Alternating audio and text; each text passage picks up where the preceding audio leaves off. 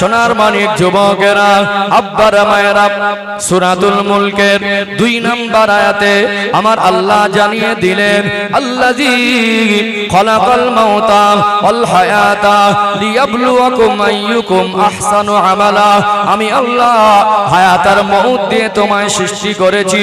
দুনিয়া জমিনে হায়াত মউতের মাঝে তোমাকে যে সময় দিয়েছি, আমি আল্লাহ দেখতে চাই কতটুকু ভালো কাজ করে আসতে পারো।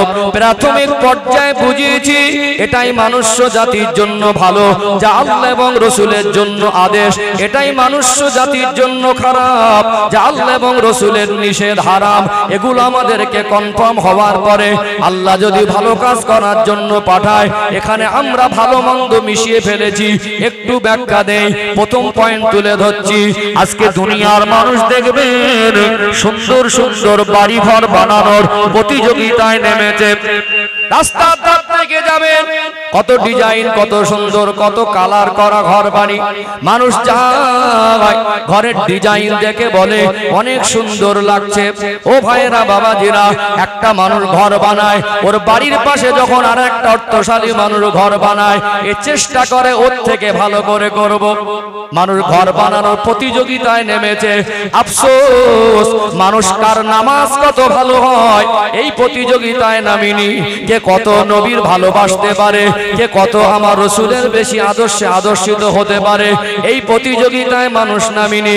কে কত আল্লাহর কাছে প্রিয় হতে পারে এই প্রতিযোগিতায় মানুষ নামিনি। যেটা বোঝাতে চাইছিলাম, ঘর বাড়ি দেখতে যত সুন্দর হোক, ওই ঘর নির্মাণের অর্থ সুদ ঘুষ আর লটারির টাকা যদি নির্মাণ হয়, ওই ঘরটা যদি অবৈধ জায়গায় নির্মাণ হয়, দুনিয়ার মানুষের চোখে যত ভালো লাগুক, ওই ভালোর মূল্য কবরের হাসরে কি 1 পয়সা কোনো মূল্য আছে? উপর থেকে যত মিষ্টি এসেছে, সামনের দিকে খালি জায়গা তো কিছু কিছু আছে, বৃষ্টি পড়ছে, কিছু করার নেই। আজ ওয়েদারটা এরকম, আল্লাহর হাতে সবকিছু। আল্লাহ যাতে খুশি, আমরা তাতে খুশি। পিছনের দিকে যদি কারোর মানে বসতে অসুবিধা হয়, সামনে কিছু অল্প জায়গা খালি আছে, 2-5 জন 6 জন 7 জন উঠে আসতে পারবেন। চলুন, আমি যে কথা বলছিলাম, ভাইজান বুঝতে পারছেন আমার কথা? আপনারা বুঝতে পারছেন তো? তাহলে আজকে আমরা যত সুন্দর মনে করি একটা ঘর, ওটা যদি হারাম টাকায় নির্মাণ হয়, ওই ঘরটা আমাদের চোখে ভালো লাগলেও ভালোর মূল্য কবরের হাসরে 1 পয়সা নেই। আছে কি? অনেক মানুষ দেখবেন এই জায়গা 2 হাত ঠেলে রেখেছে, ভালো করে জানে জায়গার দাম 1 লাখ হবে না, মামলায় চলে গেছে 4 লাখ। আছে না নেই? সবকিছু জেনে বুঝে ঠেলে রেখেছে। আবার দেখবেন হয়তো বাবা অসুস্থ ছিল, স্মৃতি শক্তি বার্ধক্যজনিত কারণে দুর্বল হয়ে গিয়েছিল, একটা ছেলে ডক্টর দেখাতে নিয়ে যাবার নাম করে একটা জমি, 1 দাগের জমি নিজের নামে লিখে নিয়েছিল। ওটা ভাইদের বোনেদের হক ছিল। ওই জায়গায় যদি ঘর করি আর লটারিতে বাদিয়ে যদি ওই হারামের টাকা নিয়ে ঘর করি, অথবা সুদ ঘুষের টাকা দিয়ে যদি ঘর করি, ওটা আমাদের চোখে যতই ভালো লাগুক, ও ভালোর মূল্য আল্লাহ সন্তুষ্ট থাকতে হবে। তাহলে ওটা পরের ঘর আল্লাহর কাছে পছন্দের, ওই ঘুষের টাকা, লটারির টাকা, সুদের টাকায় পট্টলিকার থেকে। ঠিক বলছি না ভুল বলছি? এখানে মুমিন মুসলমানকে জানতে হবে আমাদের পছন্দটা আল্লাহ সন্তুষ্টির উপর হবে। আল্লাহ যেটা পছন্দ করে সেটা আমাদের কাছে ভালো, আল্লাহ এবং রাসূলের যেটা অপছন্দটা আমাদের কাছে ভালো হতে পারে না। ও ভাইজানেরা, সোনার মানিক যুবকেরা, আব্বারা মায়েরা, চলুন আর একটা পয়েন্ট আপনাদের কাছে তুলে ধরি। এটাই বোঝাতে চাইছি আমাদের জন্য কোনটা ভালো আর কোনটা খারাপ এটা যেমন বুঝতে পেরেছি, আজ ভালো মন্দ আমরা মিশিয়ে ফেলেছি। একটু বাস্তবে উদাহরণ দেই। আল্লাহ দয়াময় পুরুষ মানুষকে সংসারের জন্য বড় নিয়ামত করেছেন। সংসারের বোঝাটা একটা পুরুষ মানুষের ঘাড়ে। বিবি কিভাবে সুখে থাকবে, বাবা মা কিভাবে আনন্দে থাকবে, ছেলে মেয়ে কিভাবে শান্তি জীবন যাপন পাবে। দেশে কাজ না হলে বিদেশে চলে যায়, ঠান্ডায় বর্ষায় গরমে 8 ঘন্টা ডিউটি করে, কেউ বা মাটি গোবানো, কেউ বা রাজমিস্ত্রির জোগাড়ে কাজ। সিমেন্টের বস্তাগুলো মাথায় করে নিয়ে একতলা থেকে 2 তলায় ওঠা, ঘামে গেঞ্জিটা ভিজে যায়। বাড়িতে ফিরেছে 8 ঘন্টা কাজ করে প্রচন্ড গরমে গেঞ্জিটা ঘেমে ভিজে গেছে, গেঞ্জিটা নিংড়ালে মনে হয় টপ টপ করে ঘাম বের হবে। এমন সময় বাড়িতে বাবা আসলো। ছেলেটা যদি বলে আব্বা একটা জামা লাগবে, একটা প্যান্ট লাগবে, একটা পোশাক লাগবে, আল্লাহ দয়াময় পুরুষ মানুষকে সংসারের জন্য এমন নিয়ামত করেছেন, ওই কষ্টের টাকা তখনও গেঞ্জিটা ভিজে নিংড়ালে ঘাম বের হবে, ওই টাকাটা বাচ্চার একটা পোশাক কিনে দিয়ে, ওই টাকা দিয়ে বাবা মার একটু মুখে হাসি ফুটিয়ে, ওই টাকা দিয়ে বিবিকে ভালো মন্দ খাইয়ে পরিয়ে পুরুষ মানুষ তার জীবনের বড় সান্ত্বনা মনে করে। বলুন সুবহানাল্লাহ। কষ্টের টাকা দেয়, বরং কষ্ট হয় না, মনে করে এটা আমার ছেলে, এটা আমারই সন্তান, ওইকে টাকা দিয়ে একটা ভালো জিনিস কিনে দিয়েছি মনে, এটা আব্বার জন্য কষ্ট না আনন্দের? এটা তো আনন্দের। কিন্তু আপনি হালাল টাকা দিলেন, আপনার ছেলেটা ফ্যাশনার মডার্নগিরি দেখাতে গিয়ে আব্বার ঘাম জড়ানো হালাল টাকা দিয়ে একটা পোশাক কিনে আনলো, ব্র্যান্ডেড কোম্পানির পোশাক, কাপড়ের কোয়ালিটি অনেক ভালো। ওই পোশাকে যদি কোনো জীবজন্তুর ছবি থাকে, ওই পোশাকে যদি দুনিয়ার কোনো খেলোয়াড় বা প্লেয়ারের ছবি থাকে, ওই পোশাকে যদি পর্দার হক আদায় না হয়, আপনার চোখে যতই ভালো লাগুক ওই ভালোর মূল্য কবরের হাসরে কি 1 পয়সা কোনো মূল্য আছে? কি টাকাটা হালাল, কিন্তু ছেলেদের মেয়েগুলো আমাদের পোশাক কিনছে, ওটা হারাম। আপনি বলবেন হুজুর মহিলাদের পর্দার বিষয় ওয়াজ করেন তো, হুজুর উঠে খুঁজে দিচ্ছে, মনে করছে শুধু পর্দাটা মহিলাদের, পুরুষের সতর নেই? পুরুষের সতর আছে না নেই? একজন মহিলা সামাজিক একটা মেয়ে, একজন মা, সে অর্ধনগ্ন হয়ে ঘুরলে যে পরিমাণ গোনা হবে, একটা পুরুষ নাভির নিচে কাপড় নামালে, হাঁটুর উপরে কাপড় তুললে সমপরিমাণ গোনা হবে। আমরা মনে করি পর্দাটা শুধু মনে হয় মায়েদের, পুরুষদেরও সদর আছে। আজকে আমরা বলছি আপডেট হয়েছি, এমন আপডেট হয়েছি, আমরা আমাদের ছেলেদেরকে হাফ প্যান্ট পরাচ্ছি। কি পরাচ্ছি? হায়া লজ্জা জিনিসটা আমাদের সমাজ থেকে কমে যাচ্ছে। হাফ প্যান্ট পরাচ্ছে একটা ছেলে, সাবালক ছেলে, 18 বছর 20 বছর বয়সের ছেলে, সাবালিকা বোনের সামনে, মায়ের সামনে, বাবার সামনে হাফ প্যান্ট পরে ঘুরছে। কত একটা লজ্জাহীনতার কাজ। কথা কি বুঝতে পারছেন?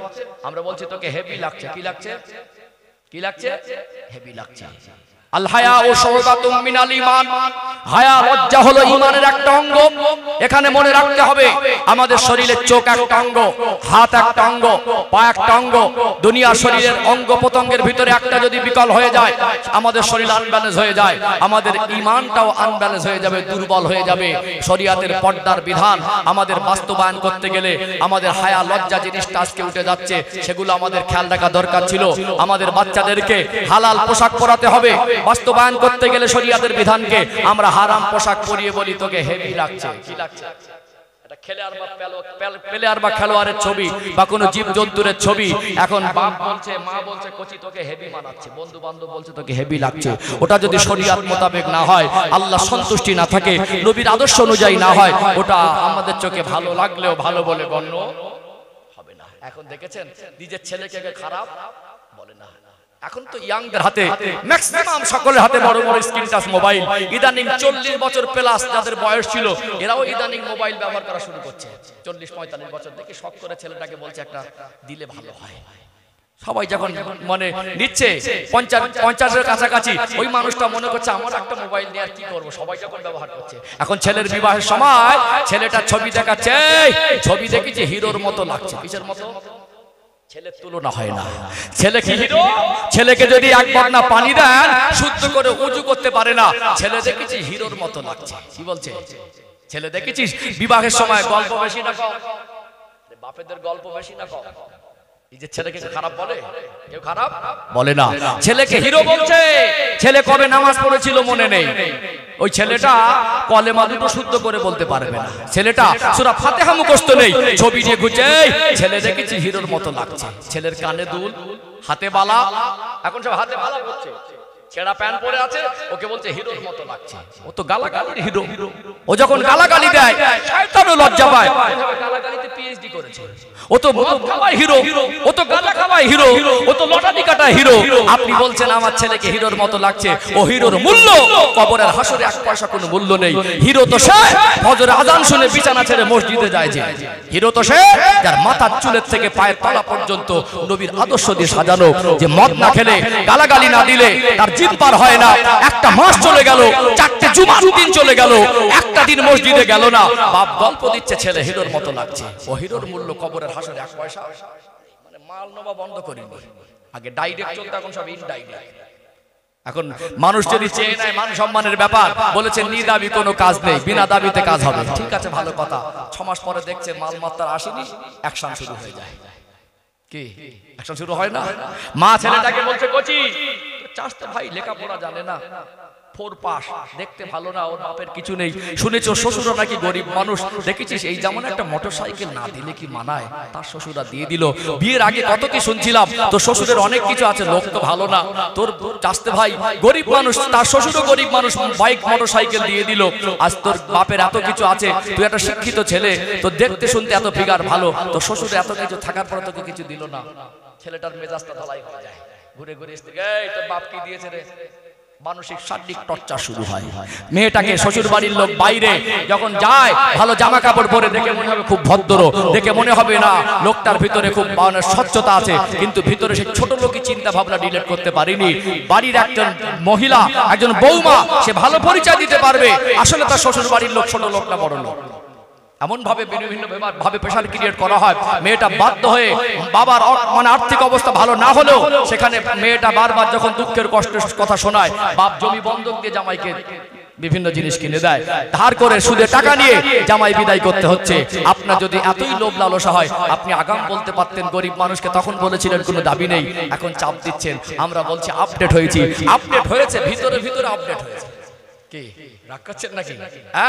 এই আপডেটটা হয়েছে, সামনে ভালো আর ভিতরে ভয়ঙ্কর একটা রূপ আছে। এই আপডেটে আল্লাহ সন্তুষ্টি নেই।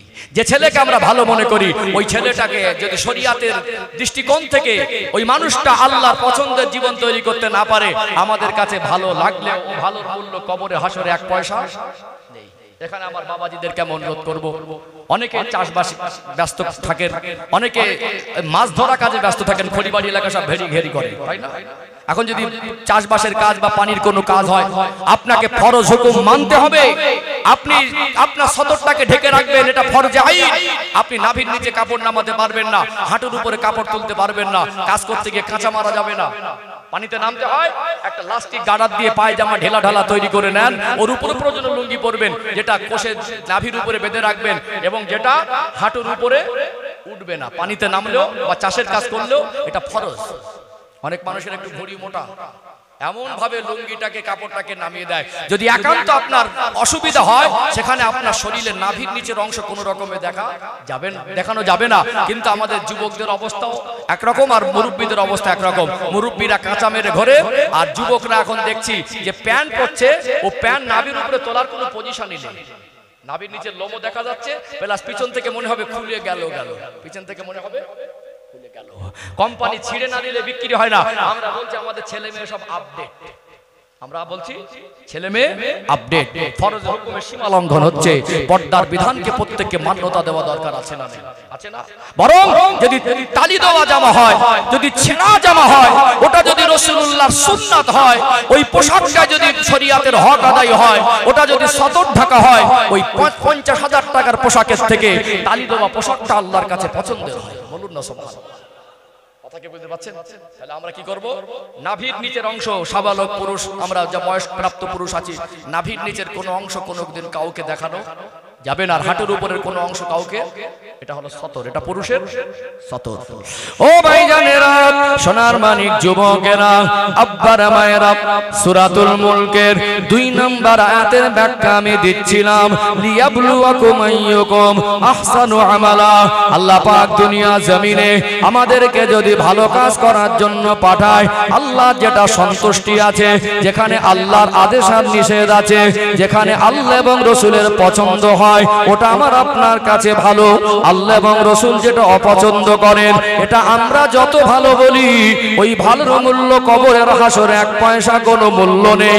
এই জন্য ব্যাখ্যা দিচ্ছিলাম, আজ আমরা জ্ঞানী গুণী বিদ্বান মনে করলেও, আজ আমরা নিজেকে অতি চালাক মনে করলেও আমরা আজকে ভালো মন্দটাকে মিশিয়ে ফেলেছি কি ফেলি নাই? মিশিয়ে ফেলেছি না? হারাম জিনিসকে কি ভালো বলে চালিয়ে দিচ্ছি। চলুন আর একটা পয়েন্ট তুলে ধরি। আজকে দেখবেন বিয়ে বাড়িগুলোতে মহিলা বরযাত্রীর সংখ্যা বেড়েছে না কমেছে? মহিলা বরযাত্রীর সংখ্যা বেড়ে গেছে। সমাজে কিছু কিছু মা বোন আছে স্বামীর থেকে মায়ের মোড়ল তিয়ানা বেশি। পরিষ্কার বলছে, আমার দুটো ছেলে মেয়ে, একটা ছেলে আর একটা মেয়ে। ছেলের বয়স 24 বছর, মেয়েটার বয়স 20 বছর। ছেলের বিবাহ হবে, আমার একটাই মাত্র মেয়ে। ছেলের বিবাহেতে বরযাত্রী হিসাবে কেউ যদি না যায় আমার মেয়ে কিন্তু যাবে। আমার মেয়ে কিন্তু যাবে। আচ্ছা ঠিক আছে, মার সিদ্ধান্ত মেয়ে যাবে। এখন বলছে মেয়েরা বরযাত্রী হিসাবে যে পরিমাণে আনাগোনা বেড়েছে এটা অত্যন্ত আমার কমের জন্য দুঃখজনক। বাড়িতে গান বন্ধ হলে গাড়িতে গান বন্ধ হয়নি। হুজুররা প্রতিবাদ করে বাড়িতে এই বিবাহ বাড়ি কেন্দ্র করে অনেক হারাম কাজ হতো, অনেক নাচানাচি তামাশা করতো, বেফায়েশ কাজ হতো। এখানে হুজুররা প্রতিবাদ করার পরে ইমামরা সচেতন মসজিদে জুমার দিন বলার পরে বাড়িতে গান বন্ধ হলেও গাড়িতে বন্ধ হয়নি। ও ভাইজানেরা, সোনার মানিক যুবকেরা, আব্বারা মায়েরা, আজকে মহিলা বরযাত্রীর সংখ্যা বেড়ে গেছে। আজকে উভয় পক্ষে গার্জেনরা কেউ সচেতন নয়, কারোর কোনো প্রতিবাদ নেই। আজকে বিয়ে বাড়িতে যাবে, দেখবেন মেয়েটা আব্বাকে বলছে, আব্বা এখন সব আপডেট পোশাক, আপনার পছন্দ আমার আর পছন্দ হবে না, আমাকে টাকা দাও, পোশাক কিনতে যাব। বাবার কাছ থেকে টাকা নিয়ে এখন প্রায় জায়গায় শপিং মল, বড় বড় কাপড়ের দোকান, মা মেয়ে বেরিয়ে গেল, একটা আপডেট পোশাক কিনে আনলো। ওই পোশাকটা শরীরের সঙ্গে টাইট, ওই পোশাকটা এমন একটা পোশাক, ওই পোশাক পরে পর্দার হক আদায় হয় না, ওড়নাটাকে ব্যবহার করলেও না করার মতো। ও ভাইয়েরা বাবাজিরা, আব্বার হালাল টাকা নিয়ে একটা যুবতী মেয়ে ভাইয়ের বিয়ের বরযাত্রী হিসাবে যাওয়ার জন্য সুন্দর একটা আপডেট পোশাক কিনেছে। তখনও মাথায় আর পেটে পিঠে কাপড় নেই, শরীরের সঙ্গে টাইট ফিট। কালকে বিয়ে বাড়ি যাবে, আজকে একবার পরে ট্রাই করে দেখছে। ওখানে গিয়ে বন্ধু বান্ধব আত্মীয় স্বজন বাড়িতে সবাই আছে। ওই যুবতী মেয়েটা দাদুর 50 বছর প্লাস বয়স, দাদুর সামনে নতুন পোশাকটা পরে চলে গেল। দাদু কালকে বিয়ে বাড়ি, তুমিও যাবে আর আমিও যাব। কখনো মাথায় কোনো ওড়না নেই, তখনও পেট পিঠটা খালি, শরীরের সঙ্গে একটা টাইট ফিট স্বাভাবিক একটা মেয়ে। যদি আমি সাধু ভাষায় বলি, ছেলে হয় পুত্র আর ছেলের ছেলে হয় পৌত্র, ছেলের মেয়েটা হবে পৌত্রী, অনেকে পোতাপুতি বলে থাকেন। ও ভাইরা বাবাজিরা, একজন 50 বছর বয়স্ক দাদুর সামনে যুবতী মেয়েটা মাথায় ওড়না ছাড়া টাইট ফিট পোশাক পরে কাল বিয়ে বাড়ি যাবে। আজকে একবার ট্রাই করে দেখছে। দাদুকে বলছে, দাদু কাল তুমিও যাবে আর আমিও যাব, আমাকে দেখতে কেমন লাগছে? 50 বছর প্লাস বয়স। দাদু হেসে ফেলে বলছে, তোকে খুব সুন্দর লাগছে। মা বলছে তোকে হেভি মানাচ্ছে, বন্ধু বান্ধবরা বলছে তোকে সুন্দর লাগছে। ও ভাইয়েরা বাবাজিরা, আপনার কলিজার টুকরা সন্তান, আপনারই মেয়ে, আপনি বাবা হয়ে ওড়না ছাড়া পেট পিট খোলা টাইট ফিট পোশাকে আপনি মা, আপনার মেয়েটাকে যদি আপনার চোখে সুন্দর লাগে, আপনার পৌত্রীকে আপনার চোখে সুন্দর লাগে, আপনি ভাই আপনার বোনকে ওই পোশাকে যদি আপনার চোখে সুন্দর লাগে, কাল যে বিয়ে বাড়ি বরযাত্রী হিসাবে যাবে, অন্য পরপুরুষ কিছু দুষ্ট প্রকৃতির যুবক আছে যাদের চিন্তাধারার মধ্যে নোংরামি, কুদৃষ্টিতে মহিলাদের দিকে দেখা হলো যাদের কাজ, বলুন তো দেখি বিয়ে বাড়ি গেলে কালকে পরপুরুষের চোখে কেমন লাগবে? আরো বলছি হেভি লাগছে। কি লাগছে? হেভি লাগছে। এখানে যদি হারাম কাজ আমরা হেভি লাগছে বলি, ভালো লাগছে বলি, এ ভালোর মূল্য কবরে হাসরে 1 পয়সা কোনো মূল্য। মুমিন মুসলমানের কাছে ওটাই তো ভালো যেটা আল্লাহর সন্তুষ্টি আছে, যেটা শরীয়তে জায়েজ আছে, যেখানে আল্লাহর অসন্তুষ্টি আছে, যেখানে রাসূলুল্লাহর অসন্তুষ্টি আছে, যেখানে শরীয়তে হারাম বলেছে, একজন মুমিনের কাছে কোনোদিন পছন্দের আর ভালো বলে গণ্য হতে পারে না। আমরা এমন আপডেট হয়ে গেছি, শরীয়তের সীমা লঙ্ঘন করে ওটা আমাদের কাছে তৃপ্তি আর ভালো মনে হয়। আর একটু যদি গভীরে যাই, জ্ঞানী গুণী মানুষ, আমি আপনাদেরকে দিনের বাণী পৌঁছে দিতে বসেছি, এটা আমার নৈতিক দায়িত্ব। কাউকে আক্রমণ করা আমি বিশ্বাসী না, কাউকে ছোট বড় বলা, আঘাত দেওয়া, এটা আমি বিশ্বাসী নয়। এখানে আমি আপনাদের কাছে দিনের বাণী পৌঁছে দিতে বসেছি, আমার দায়িত্ব সমাজের অন্যায়গুলো তুলে ধরে মানুষের সঠিক জিনিসটাকে বুঝিয়ে দেওয়া। কথা ঠিক না বেঠিক? মানা না মানা আপনার ব্যাপার। আজকে দেখবেন, আজকে মানুষের চিন্তাধারা এমন হয়ে গেছে, একটা ছেলে যদি নবীর আদর্শে আদর্শিত হয়, পাঁচ ওয়াক্ত নামাজি হয়, মুখ ভরা দাড়ি থাকে, ছেলেটার যদি গাড়ি আর বাড়ি না থাকে, ছেলেটা যদি মধ্যবিত্ত পরিবারের ছেলে, টাকা পয়সা কম যদি হয়, যতই আদর্শবান হোক, ও ছেলে পছন্দ করতে চায় না।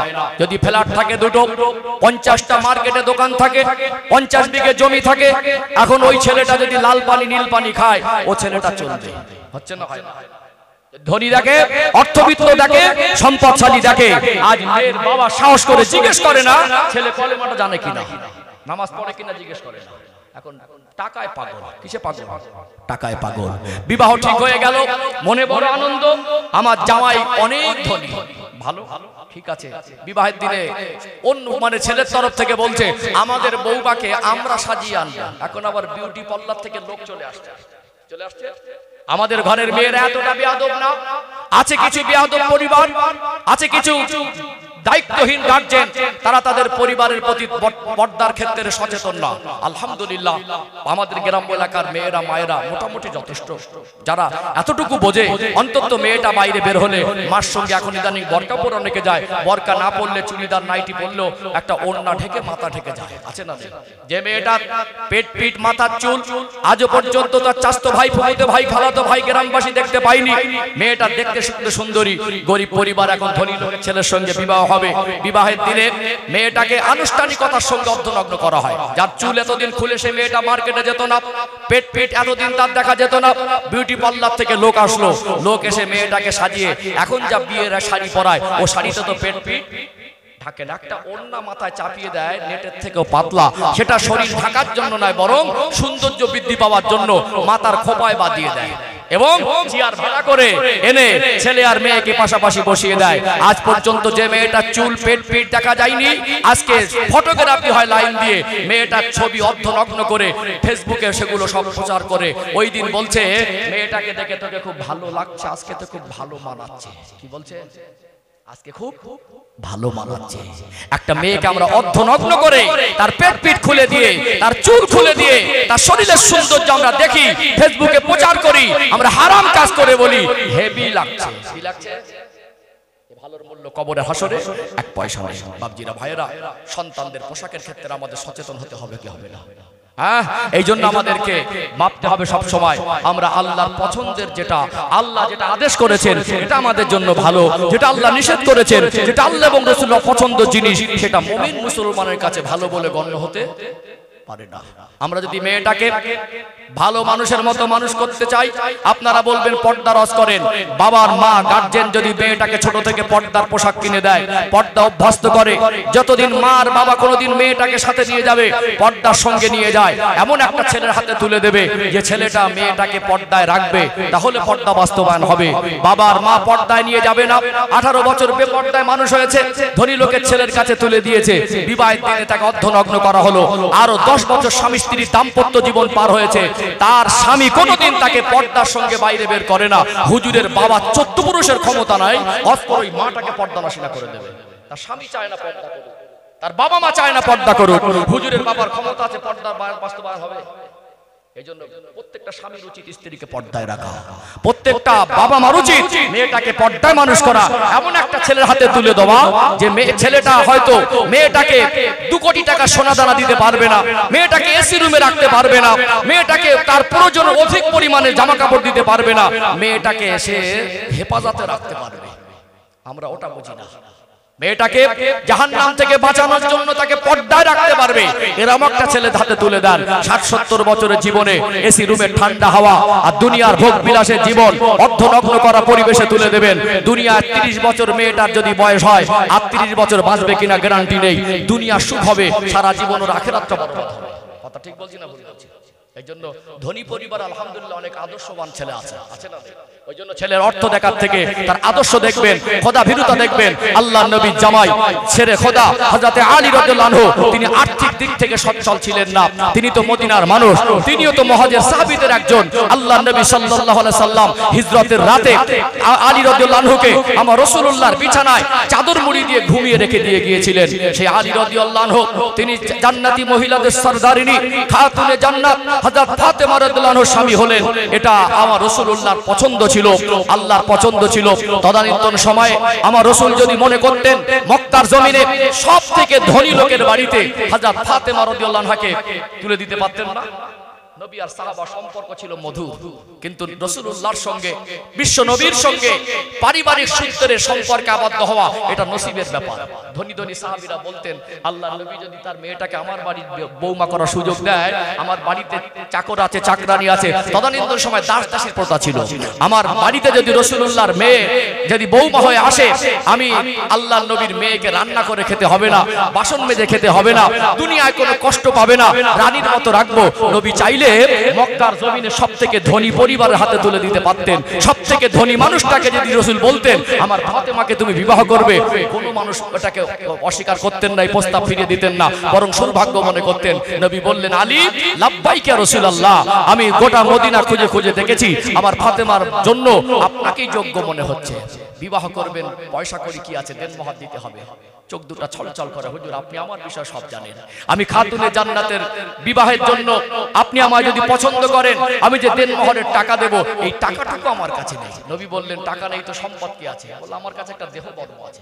এখন সেনারা light jacket, bullet proof jacket পরে, তখনকার দিনে যুদ্ধের ময়দানে যাওয়ার সময় বডিতে একটা লোহার পোশাক পত্রটাকে দেহ বর্ম বলা। নবী বললেন ওটাকেই বিক্রি করে দেন মোহরের টাকা রেডি করো। এর দ্বারা কি বোঝা যায় ধনী ছিলেন না গরিব ছিলেন? ধনী ছিলেন না গরিব ছিলেন?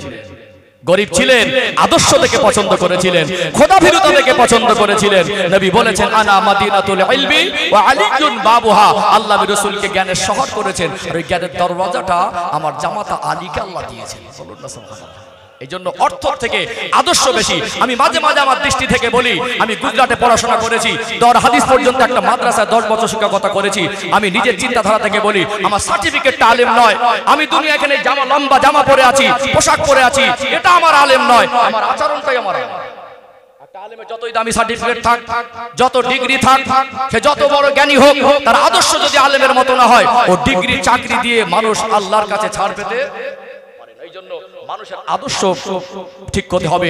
আমি খুতবার ভিতরে যে হাদিসটা পড়েছিলাম আপনাদের মনে আছে, আমি তারপরে মনে করে দেই। আল্লাহর নবী সাল্লাল্লাহু আলাইহি সাল্লাম বলছেন আকমালুল ঈমানা আহসানুহুম খুলুকা, তোমাদের মধ্যে ওই ব্যক্তি হলো প্রকৃত ঈমানদার যার আখলাক চরিত্র ভালো। কি ভালো?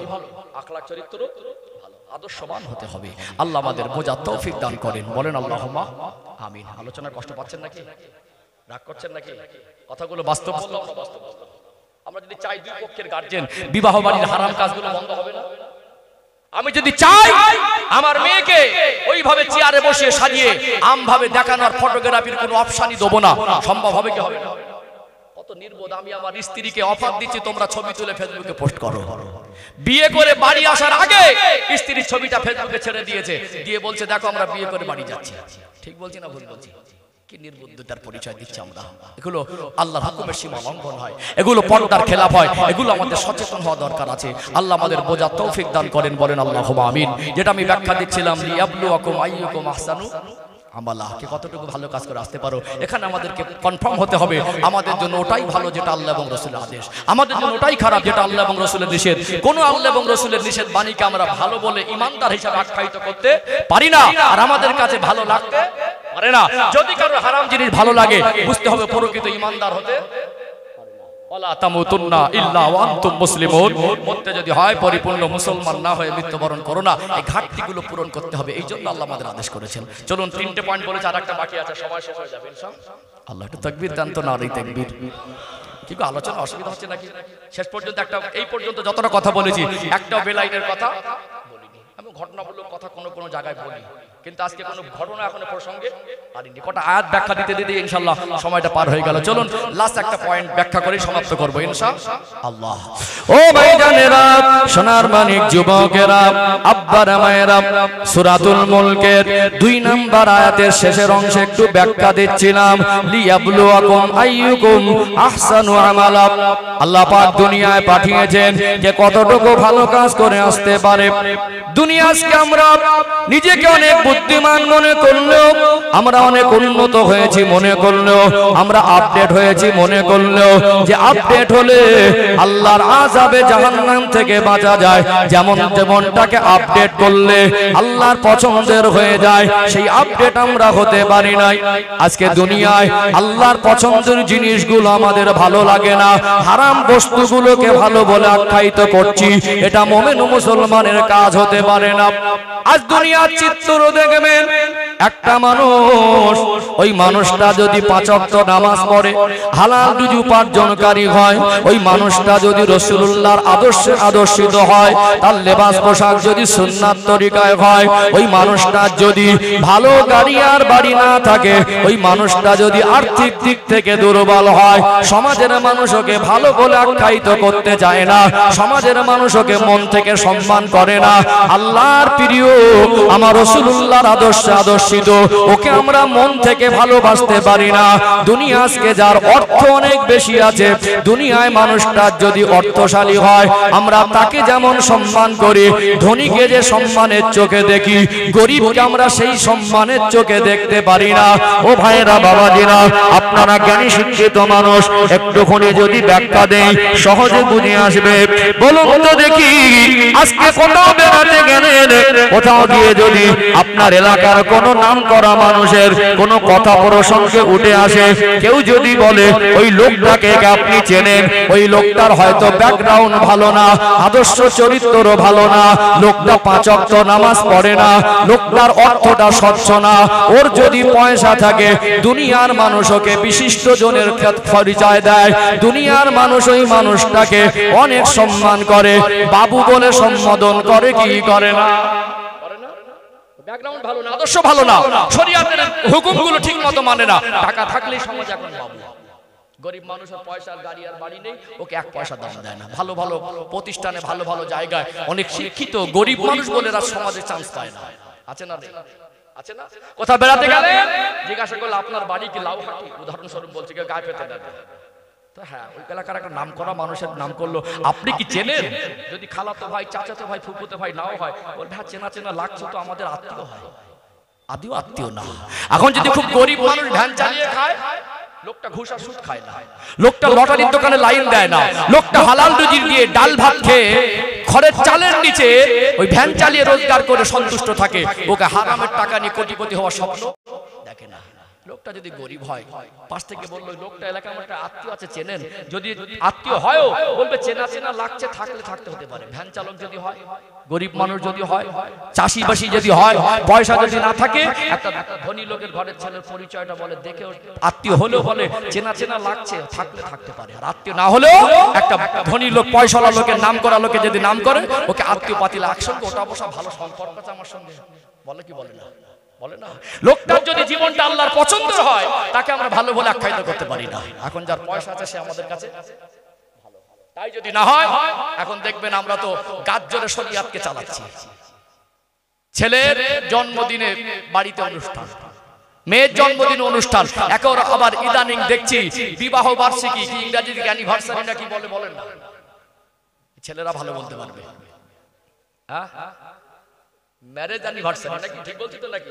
বক্তাদের তো সতর্ক হওয়া দরকার, শব্দ অনেক সময় একটুকুনি মিস্টেক হয়ে গেলে, স্লিপার টান হয়ে গেলে, এটাকে অনেকগুলো আবার অপব্যাখ্যা দেয়। হ্যাঁ, এখন কি হয়, মানে বিবাহ বার্ষিকী বাংলা যাকে বলে, হ্যাঁ, এখন আপডেট ঘরের মেয়ে বিয়ে করেছে, ফ্যাশন আর মডার্ন। বলছে আমার বড় বোনের বিয়ে হলো, প্রত্যেক বছরে তারা বিবাহ বার্ষিকী পালন করে, তুমি করবে না? এখন বিবাহ বার্ষিকীতে অনুষ্ঠান, পয়সা হয়েছে তো ইনকাম করা, পয়সার মায়া বেশি, আর অনেক সময় ফাউ পয়সার মায়া খুব একটা থাকে না। এখন অনুষ্ঠান শরিয়াত মানে শরিয়াতে জায়েজ হোক আর না হোক, এখন অনুষ্ঠান জোর করে করা হচ্ছে, হচ্ছে না হয় না? অনুষ্ঠান জোর করে করা হচ্ছে। বাড়ির পাশের গরিব মানুষ, এরা গরিব বলে দাওয়াত পায় না, দূর দূরান্ত থেকে সব পয়সাওয়ালা মানুষকে দাওয়াত করে। অনুষ্ঠানগুলোতে দেখবেন গরিব মানুষগুলোকে দাওয়াত করে না, দূর দূরান্ত থেকে। মানে পয়সা থাকলেই এটা ভালো, পয়সা থাকলেই বাবু, পয়সা থাকলেই বিশিষ্ট। আর একটা মানুষ যদি দিনদার, পরেশগার, সৎ, ন্যায়, সত্যের উপরে প্রতিষ্ঠিত হয়, ওর গাড়ি আর বাড়ি পয়সা না থাকলে ওকে আমরা দাম দেইনি।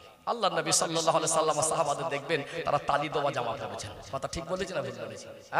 আমরা নবীর আদর্শকে পছন্দ করতে পারি না, এটা আমাদের জীবনের বড় ব্যর্থতা। আল্লাহ আমাদের বোঝার তৌফিক দান করেন, বলেন আল্লাহুম্মা আমিন। চলুন আমি আরেকটা পয়েন্ট তুলে ধরে আরেকটু ক্লিয়ার হবে ইনশাআল্লাহ। এই পয়েন্টের উপরে ব্যাখ্যা করছি। ও ভাইজানেরা, সোনার মানিক যুবকেরা, আব্বারা মায়েরা, নবী আমার সোনা জবানে বললেন, আল উলামা ওয়ারাসাতুল আম্বিয়া, আলেমরা হলো আমি নবীর ওয়ারিস। আল্লাহ দয়াময় কোরআনুল কারীমের ভিতরে স্পষ্ট করে জানিয়ে দিলেন, ইন্নামা ইয়াখশাল্লাহা মিন ইবাদিহিল উলামা, যারা উলামা সম্প্রদায়, যারা অধিক জাননেওয়ালা, তারা আমি আল্লাহকে অধিক পরিমাণ ভয় করে। আজকে দুনিয়ায় দেখবেন নবী আমার সোনা জবানে বললেন, আল্লাহ নবী জানিয়ে দিলেন, খায়রুকুম মান তাআল্লামাল কুরআন ওয়া আল্লামা, তোমাদের মধ্যে ওই ব্যক্তি হলো সবথেকে উত্তম যে কোরআন শরীফ নিজে শেখে আর অপরকে শিক্ষা দেয়। আজকে আমাদের চিন্তা চেতনাটা ছোট করে ফেলেছি। সূরা কোরআন শরীফের 4টে সূরা শেখা মনে করি কোরআন শেখা ওই পর্যন্ত শেষ। আজকে আমরা কোরআন শরীফ কোন রকমে দেখে দেখে পড়তে পারি, মনে করি এটাই এই পর্যন্ত সীমানা। ও ভাইরা বাবাজিরা, আজকে আমরা কোরআন শরীফ যদি মুখস্থ করে ফেলি, মনে করি কোরআন শরীফ শিক্ষার সীমানাই পর্যন্ত। কোরআন শরীফ এমন এক মহামূল্যবান কিতাব, আল্লাহর আসমানের নিচে জমিনের উপরে এত দামি কিতাব কিয়ামত পর্যন্ত সম্ভব হবে না। এটা দুনিয়ার কোন মানুষের লেখা নয়, দুনিয়ার কোন ঐতিহাসিকের ইতিহাস নয়, দুনিয়ার কোন মানুষের লেখা কিতাব নয়, স্বয়ং আল্লাহর বাণী। এই কোরআনুল কারীম যদি না আসতো, বিজ্ঞান এত কিছু আবিষ্কার করতে পারতো না। এই কোরআনুল কারীমের শিক্ষার গভীরতা আমরা আন্দাজ করতে পারি নাই, কিন্তু আজকে আমরা ছোট করে দিয়েছি আমাদের চিন্তা চেতনা। কয়েকটা সূরা দেখে পড়া শেখা মনে আমরা এই পর্যন্ত শিক্ষা মনে করি। কোরআনুল কারীমের মতো এত দামি কিতাব কিয়ামত পর্যন্ত পৃথিবীতে সম্ভব হবে না। এই দামি যদি পৃথিবীর মধ্যে সবথেকে কিতাব হয়, এর শিক্ষাটাও দামি হবে কি হবে না? এর ছাত্রটাও দামি হবে কি হবে না? কিন্তু এই কোরআনুল কারীমের শিক্ষক আর ছাত্রদেরকে আমরা পয়সার মানদণ্ড দিয়ে বিচার করে এদেরকে আমরা সম্মানের চোখে দেখতে পারি নাই। দেখতে পারি? এখানে একটা কথা আপনাদের বলি, আপনাদের আজকে এলাউহাটি এলাকা, নিউ টাউন এলাকা আল্লাহ যথেষ্ট সুখ শান্তি দিয়েছেন। গোটা 24 পরগনায় জেলার মধ্যে, আমি উত্তর 24 পরগনা জেলারই মানুষ, একটা কোরআন শরীফের গবেষণাগার তৈরি হয়েছে। একটা কোরআন রিসার্চ সেন্টার আমরা খুলতে পেরেছি। গোটা পশ্চিম বাংলায় কটা রিসার্চ সেন্টার আমরা খুলেছি। আমার কমের ভিতরে টাকা নেই তা না, অনেক টাকা আছে। আমরা কোরআন শরীফকে পৃথিবীর শ্রেষ্ঠ কিতাব হিসাবে বিশ্বাস করলে আমরা অন্তরের মধ্যে সেই বিশ্বাস তৈরি করতে পারিনি। এটা যদি পৃথিবীর সবথেকে দামি কিতাব হয়, নিশ্চয় শিক্ষকটাও সবথেকে দামি হবে, এর ছাত্রটাও সবথেকে দামি হবে। আর নবী এটাই বলেছেন, খায়রুকুম মান তাআল্লামাল কুরআনা ওয়া আল্লামা, তোমাদের মধ্যে ওই ব্যক্তি সবথেকে উত্তম যে কোরআন শরীফ নিজে শেখে অপরকে শিক্ষা দেয়। আমরা এই নিজের মানে চিন্তাটা একটা সীমানার মধ্যে আবদ্ধ করে রেখেছি। কোরআন শরীফের শেখা মনের গবেষণা আমরা করে শেষ করতে পারবো না, আমরা সেই গবেষণাগার তৈরি করতে পারিনি। আজকে আলেমদেরকে আমরা সম্মান করিনি, আলেমদের টাকা পয়সা কম বলে মানুষ সম্মান করতে চায় না। একজন মদখোরের জন্য চেয়ার ছাড়ে, একজন ইমামের জন্য অনেকে চেয়ার ছাড়তে চায় না। কথা কি ঠিক বলছি না ভুল বলছি? আমি মেহমান হিসেবে এসেছি, আমাকে হুজুর মনে হচ্ছে, একটা গাড়ি চেপে এসেছে, হুজুর তাকবীর দিলেন, ভীষণ ভালো। কিন্তু আমার মতো সম্মান কি প্রত্যেকটা মসজিদের ইমামকে মুসল্লিরা করে? একজন হুজুরকে দাওয়াত করে বড় বক্তা মনে করে তাকে যে পরিমাণে শ্রদ্ধা সম্মান করি, তার সামনে যে পরিমাণে আদর করি, এক প্রত্যেকটা মসজিদের ইমামের সঙ্গে মুসল্লিরা কি ওই আচরণ করতে পারে? পারে কি? পারে না। কারণ আজকে বলুন আপনারা জ্ঞানী শিক্ষিত মানুষ, কথাগুলো ভাবার দরকার। আজ ভাববো না, কাল ভাববো না, আমরা ভাববো না, আমাদের ছেলেরা ভাববে না, তো ভাববে কারা? আমরা তো সেই জাতি, পৃথিবীর জমিনের শ্রেষ্ঠ জাতি, আমরা শ্রেষ্ঠ কিতাবের অনুসারী, আল্লাহর সৃষ্টি জগতের মধ্যে যিনি শ্রেষ্ঠ আমরা তারই অনুসারী। অর্থাৎ আমরা আজকে দুনিয়ার মানুষের কাছে লাঞ্ছিত, বঞ্চিত, অপমান, অপদস্থ হচ্ছি। আমরা মুখে অনুসারী হয়েছি, কর্মজীবন অনুসারী হতে পারি নাই। সম্মানিত ভাইয়েরা, আপনারা এখানে জ্ঞানী শিক্ষিত মানুষ আছে বলুন, এখানে একজন হাই স্কুলের মাস্টার, কজন হাই স্কুলের মাস্টার তার ছেলেকে হাফেজ আলেম করেছেন দেখাতে পারবেন? কজন একজন এমবিবিএস ডক্টর তার সন্তানকে আলেম বা হাফেজ করেছে দেখাতে পারবেন? একজন বিশিষ্ট ব্যবসায়ী যার মাসে 5 লক্ষ টাকা রোজগার, ওই মানুষটা একটা ছেলেকে হাফেজ বা আলেম করেছেন, কজন দেখাতে পারবেন? কেন করে না? কেন করে না একবার ভেবেছেন? যদি পৃথিবীর জমিনে শ্রেষ্ঠ কিতাব কোরআন হয়, শ্রেষ্ঠ শিক্ষা কোরআনের শিক্ষা হয়, শ্রেষ্ঠ ছাত্র কোরআনের ছাত্র হয়, আমরা আমাদের সন্তানদেরকে, যারাই আমাদের সমাজের ফার্স্ট ক্যাটাগরির মনে করি, যাদের অর্থ আছে, যাদের সামর্থ্য আছে, তারা চাইলে একটা সন্তানকে আলেমের মতো আলেম করতে পারবে, হাফেজের মতো হাফেজ করতে পারবে, কোরআন হাদিসের বিদগ্ধ পণ্ডিত তৈরি করতে পারবে। তারা কেন করে না? কি বলে, গরিব মানুষের পয়সা নেই, ভালো পড়াশোনা করাতে পারে না, কিন্তু ধনী মানুষ তো পারবে। তার ছেলেকে কেন একজন কোরআনের গবেষণা করার মতো একটা উপযুক্ত ছেলে হিসেবে তৈরি করতে পারিনি? আজকে টাকার মানদণ্ড যদি আমরা ভালো মন্দ বিচার করি, প্রত্যেকটা মসজিদের ইমামের বেতন যদি 2 লাখ টাকা হতো, মাদ্রাসা শিক্ষকের বেতন যদি 2.5 লক্ষ টাকা হতো, বলুন তো হাই স্কুলের মাস্টার ছেলেটাকে আলেম করতো না? এমবিবিএস ডক্টর তার ছেলেটাকে আলেম করতো না? মানে ওখানে বেতন কম বলে আলেম করা হয় না। কারণ ডক্টরের ছেলের সঙ্গে মাস্টারের মেয়ে যদি বিয়ে হয়, মাস্টার মশাই জিজ্ঞেস করবে, ডক্টর জিজ্ঞেস করবে, আপনি মাস্টার হতে পারেন, আমার মেয়েটাকে তো মাস্টারের বাড়ি বিয়ে দেবো, কিন্তু ছেলে তো মাস্টার তো করবে না, মাস্টারের ছেলে। আপনার ছেলে কি করে? যদি বলে আমার ছেলে ইমামতি করে 8,000 টাকা বেতনে আমার মেয়ের কাপড় কিনে দিতে পারবে না। কথা কি বুঝতে পেরেছেন? আমরা কোথায় নামিয়ে দিয়েছি? একজন ভালো ডক্টর সরকারি হসপিটালে ডিউটির বাইরে রোগী দেখে 100 করে, 500 টাকা নরমাল ফি হলে 100 রোগী দেখলে 50,000 টাকা রোজগার করে। ওখানে কারোর গা জ্বলে না। আমার কওমে কোরআনের শিক্ষার উন্নতির জন্য আমরা গ্রামের মক্তবের টাকাটা, সেটা একটা মক্তবটাকে উন্নত মক্তব করতে পারলাম না, একটা ভালো মাদ্রাসা তৈরি করতে পারলাম না, ভালো শিক্ষা প্রতিষ্ঠান তৈরি করতে পারলাম না। উপরান্ত যারা নিঃস্বার্থভাবে দিনের জন্য খেদমত করে তাদেরকে আমরা সমাজে বঞ্চিত করে রেখেছি। বের বিবাহ দেওয়ার সময় হুজুরকে ডেকে বিবাহ পড়িয়ে আবার ওই 500 টাকা দেবে তো 2 মাস বাকি ফেলে রেখে দেয়। কথা ঠিক বলছি না ভুল বলছি? কথা রাগ করছেন মনে হয় নাকি? আজকে আপনারা এইখানে ভাববেন জ্ঞানী শিক্ষিত মানুষ, আমি কথাগুলো ভাবনার জন্য বলছি। আজকে আলেমদের যদি সত্যিকারে সেই রকম হক বুঝে দেওয়া হতো, আজকে সমাজের শিক্ষিত পরিবারের ছেলেরা যোগ্য আলেম হতো। ইদানিং এই বক্তা জগতে পয়সা আছে বলে 2-4 জন লোক বলছে ছেলেটাকে যদি আলেম করে বক্তা করতে পারি। যদিও দিনের জ্ঞান হাসিল করা এটা দুনিয়ার উদ্দেশ্য হওয়া উচিত নয়, তারপরেও দেখবেন মানুষ এখন যেটা বোঝাতে চাইছি, মানুষ পয়সাটাকেই বড় মনে করছে। মানুষের মনুষ্যত্ব, মানুষের আখলাক, মানুষের জীবনের পবিত্রতা, মানুষ আল্লাহ এবং রাসূলের আদেশ নিষেধ মেনে জীবন যাপন করবে। আল্লাহর পছন্দের বান্দা বান্দিকে আমরা গরিব হলে, অর্থের দিক থেকে, আর্থিক দিক থেকে দুর্বল হলে তাদেরকে আমরা সম্মান করতে মনে করি। ওই আমাদের মানে মেয়ের বিবাহের সময় হুজুরকে ডেকে নেবো, বাপের জানাজার সময় হুজুরকে একটু ডেকে নেবো, আর কবর জিয়ারতের সময় ডেকে নেবো, হয়ে যাবে। একজন ইমামের অনেক দায়িত্ব। ইসলামিক রাষ্ট্র কায়েম হলো, আল্লাহ নবী সাল্লাল্লাহু আলাইহি সাল্লাম তিনি নিজে ইসলামিক রাষ্ট্র কায়েম করলেন। খেলাফত শাসন আমলে যিনি মুসলমানদের সর্বোচ্চ নেতা হয়, তিনি নিজেই ইমামতি করেন। কথা ঠিক না বেঠিক? নিজেই ইমামতি করেন। এই জন্য আমরা একজন মুসলমানকে নেতা হিসেবে মানলে, আমরা ইমামকে নেতা হিসেবে মানলে মন থেকে মানতে।